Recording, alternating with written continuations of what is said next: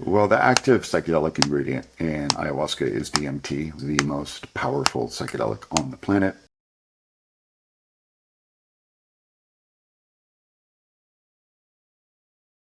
Ayahuasca is used under the care of a shaman, right? And a shaman who has been initiated into an ayahuasca lineage, like say in Peru or Brazil, and it is really just woven into their culture of ceremonial and sacred use.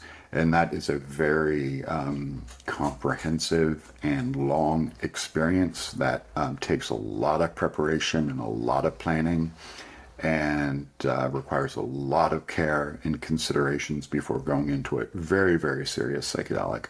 What kind of an experience is it? Well, the active psychedelic ingredient in ayahuasca is DMT, and DMT, the tryptamine, dimethyltryptamine, is the most powerful psychedelic on the planet. Extremely visual, extremely consciousness altering, extremely ego dissolving. So when you go into an ayahuasca state, for the most part, you are visiting another place. Like, Zach and Nick are no longer Zach and Nick. For those 8 to 12 hours, you are taken someplace else. And what that place is, different people have different opinions on that. If you ask the indigenous leaders and elders, they believe that ayahuasca is a disembodied teacher, and they're actually teachers within these plants that are there to show us, that are there to teach us, that are there to heal us.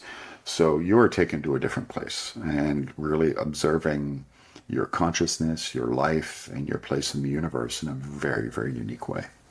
Just talking about some of the most powerful ones, right? Like, can people go down a road where it fundamentally changes them? Like, oh, I'm a different person after doing this. I'm a different person after doing it. 100%, the person that I was before psychedelics and after psychedelics, and is a completely different person. It completely changed my worldview, changed my relationship to my spirituality, changed my relationship to my ego.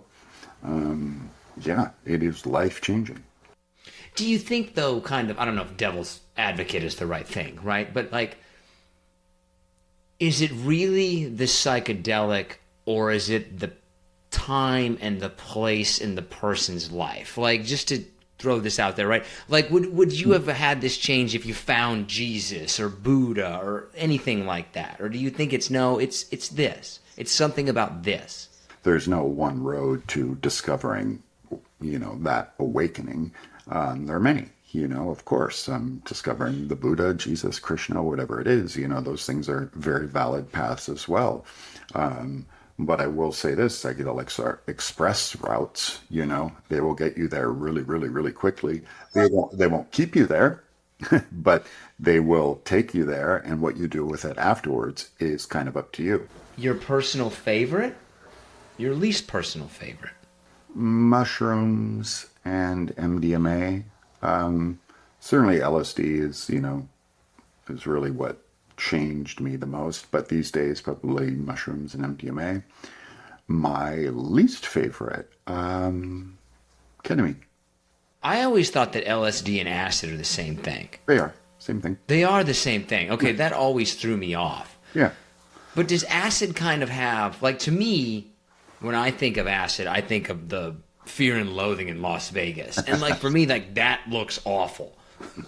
Right? Is that a reputation of it, or is like, no, that's not really true? That's not really true. No. I mean, look at the Summer of Love in Golden Gate Park in San Francisco in 1967. That's acid as well.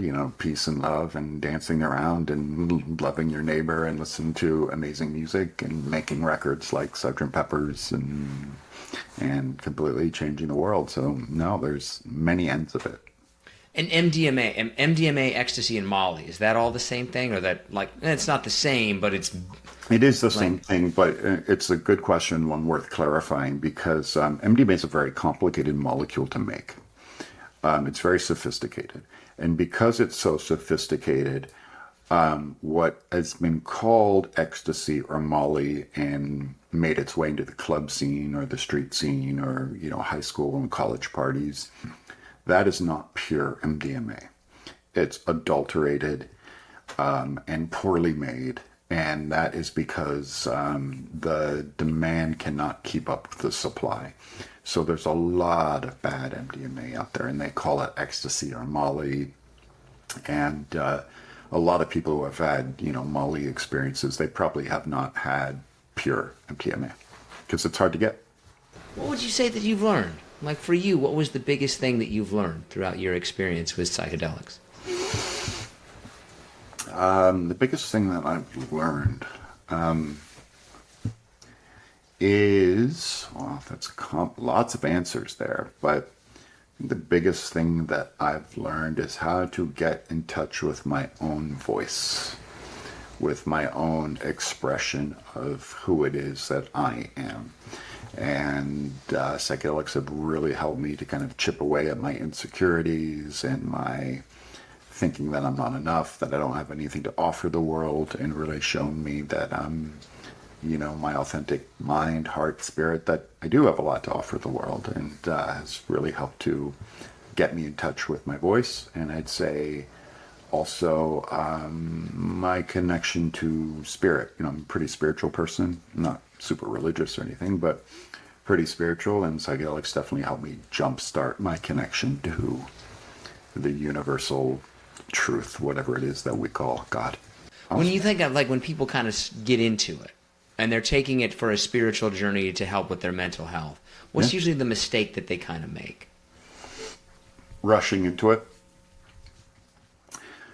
There has been so much press in the last decade around psychedelics as sort of like this miracle cure for treating PTSD or this miracle cure for depression or anything like that. And a lot of people I notice just read the headlines and are like, oh, wow, I've tried everything else. It's failed. I've tried every other medication. I've tried all these forms of therapy and it's failed and I'm still stuck.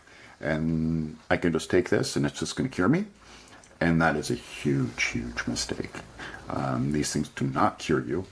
And you are highly advised to take it very slow and be very cautious and really do your homework, especially with mental health.